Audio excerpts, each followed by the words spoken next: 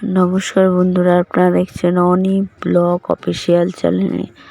আজকে আমি বানাবো পেঁপে দিয়ে আলু মাছের ঝোল। প্রথমে কড়াইতে তেল দিয়ে ভালো করে তেলটা গরম করে নিলাম। আর মাছেতে নুন আর হলুদ মাখিয়ে রেখেছিলাম, এটা মাছগুলো ভেজে নেব। মাছের মধ্যে ছিল একটা তেলাপিয়া মাছের মাথা, পুঁটি মাছ আর ট্যাংরা মাছ। মাছগুলো ভালো করে ভেজে তুলে নিলাম। নিয়ে একটু তেল দিয়ে ওই তেলেতে পেঁপে আর আলুটা একটু ভেজে নেব। একটু ভাজা ভাজা হয়ে গেলেই ওর মধ্যে আমরা পেঁয়াজ দিয়ে দেবো। পেঁয়াজটা দিয়ে ভালো করে আমরা আবার একটু ভেজে নেব।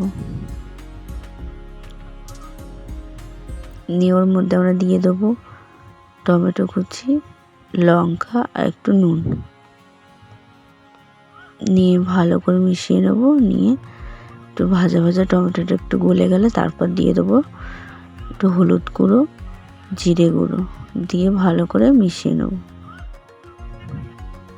আমার মেশাতেই কিন্তু আলু আর পেঁপে সেদ্ধ হয়ে গেছিল।